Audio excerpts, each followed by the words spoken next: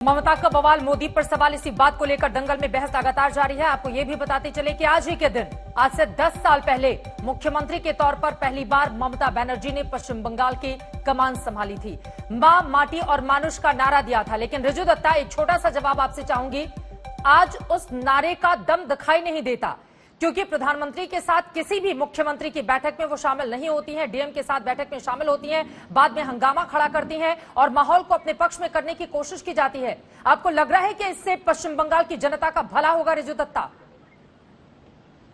देखिए चित्रा जी, पश्चिम बंगाल का जनता का पहला जिम्मेदारी पश्चिम बंगाल के मुख्यमंत्री का है।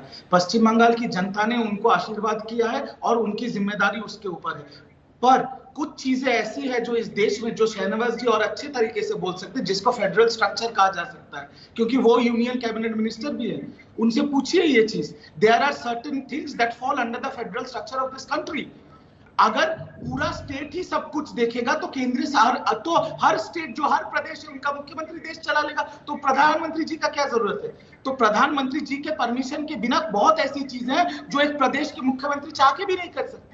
तो इसके लिए बात होना चाहिए। बट आप अगर एक जगह में बुला के सब मुख्यमंत्री बैठे हैं, आपने आपका बात रख लिया, आपको जो बोलना था आपने बोल लिया, बट प्रदेश की क्या दिक्कत है, प्रदेश की क्या डिमांड्स है, नीड्स डिमांड्स आप, अरे जब दिक्कतों के लिए बुलाया जाता है तो दीदी आती नहीं है ना सर। और जरा ये 24, एक सेकंड सर, ये 2024 वाली बात पर नहीं सर, एक सेकंड प्लीज।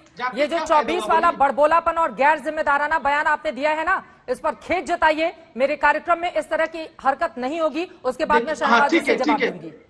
चित्रा जी, मैं आपके कार्यक्रम में, देखिए आज सुबह मैं आपको बोल रहा हूँ, पहले अभी की बात कीजिए और तुरंत खेद जताइए, आगे बढ़ती हूँ। बाकी विचार मेहमान बैठे हुए हैं। मैं मान रहा हूँ, रुक जाइए 10 सेकंड सुन तो लीजिए। शहनाज जी 1 सेकंड सर, मैं बोल रहा हूं कि आज सुबह मेरा जान पहचान का किसी का मौत हो गया कोविड से, तो मैं थोड़ा भावुक हो गया था और उस पर्टिकुलर स्टेटमेंट के लिए मुझे खेद है और मैं ये मानता हूं इस चैनल पे। बट मैं ये भी कहना चाहूंगा कि जो लोग प्रधानमंत्री जी के सामने गलत बात कर रहे हैं, मैंने चित्रा जी, प्रधानमंत्री जी कई तरह की बैठक करते हैं, साइंटिस्ट से करते हैं, डॉक्टर से करते हैं, सीएम से करते हैं, डीएम से करते हैं।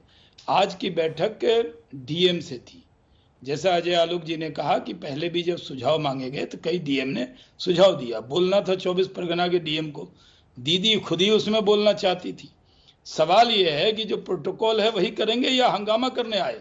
जो डीएम सीएम की बैठक होती है उसमें आपको मैं बता दूं, 14 में नहीं आई, 15 में नहीं आई, 19 में नहीं आई, उसके बाद फिर 19 में एक बैठक हुई, 20 में हुई, 21 में हुई, हर बैठक में। लेकिन अगर कोई मुख्यमंत्री का बैठा हुआ है, वो अपनी बात बोलना चाहता है, तो सुनने में हर्ष क्या है? मैं आपसे ये जानना चाहती हूं। चित्रा जी, जब आप हमें बुलाती हैं तो कहती है मेरी बारी पे मुझे बोलिए। जब वहां पे डीएम की बैठक है और उसमें कहा गया प्रोटोकॉल के तहत कि माननीय मुख्यमंत्री भी रहेंगे क्योंकि वहां के डीएम है, तो इन्होंने 24 परगना के डीएम को बोलने नहीं दिया। ये मुद्दा होना चाहिए या ममता जी को बोलना था? अगर आपके साथ ही आपका कोई और भी मंत्री या नेता यहाँ पर आ जाता है और 2 विंडो बन जाती है, तो ऐसा तो है नहीं कि मैं दूसरे को बोलने नहीं दूंगी। 2 विंडो नहीं होता, 2 विंडो नहीं होता ममता। ये चित्रा जी, मैं आपसे कहता हूँ, ये डीएम की बैठक थी, उनसे फीडबैक लेना था। ये कोई समारोह नहीं था कि इसमें हर कोई बोलेगा। ममता जी के पास भेज दीजिए ना माइक, 1 घंटा बोले, कौन रोक रहा है उनको? ये जो जिस मीटिंग में डीएम से रिपोर्ट लेनी थी, पीएम को अपनी जानकारी देनी थी, वो जिम्मेदारी का दायित्व को न निभाते हुए सिर्फ हंगामा करने की नियत से, हम लोग कॉलेज में थे कई बार, तो मैं एक बार शिवसेना के नेता का रुख करते हुए शहनवाज जी जो बातें कह रहे हैं, क्या उससे सहमत है अजय आलोक? उसके बाद में फौरन आपके पास आऊंगी। और मुख्यमंत्री ने देखा, ठीक है, और मुख्यमंत्री को कोई शिकायत नहीं, सारी शिकायत इन्हीं को है। यही एक मुख्यमंत्री नहीं, लेकिन महाराष्ट्र में संजय गुप्ता जी, जो स्थिति आप लोगों ने बेहतर की है पिछले महीनों की तुलना में, आपको लगता नहीं कि केंद्र और राज्य के बीच अगर इस तरह का सियासी टकराव होगा तो उससे राज्य के लोगों का ही नुकसान होगा? और इस बात को दीदी को भी और केंद्र को भी, दोनों को समझना चाहिए। बिल्कुल, आपने चित्रा जी जो बात कही है बिल्कुल सही है।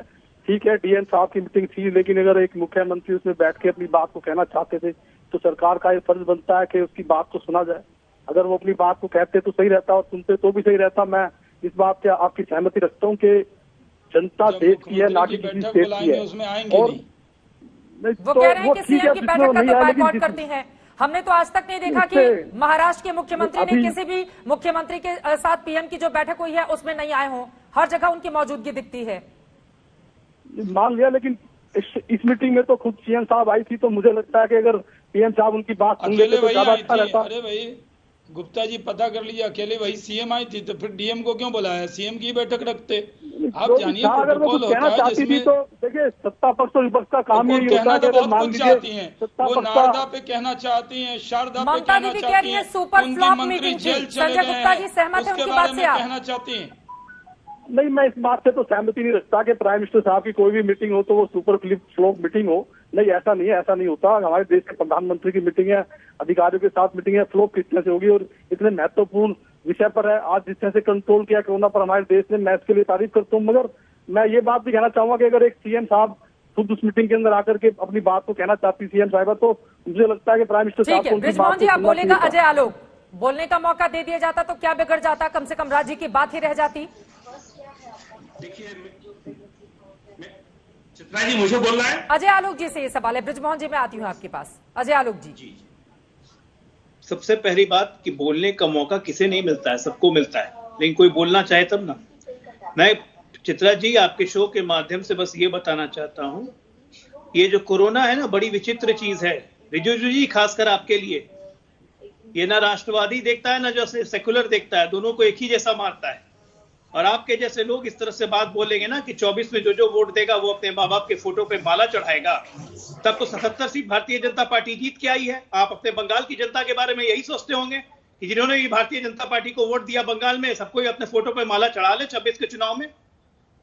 इतनी घटिया सोच आप राष्ट्रीय चैनल पे बोले, आसिफ आपने खेत जता दिया, काम चल गया।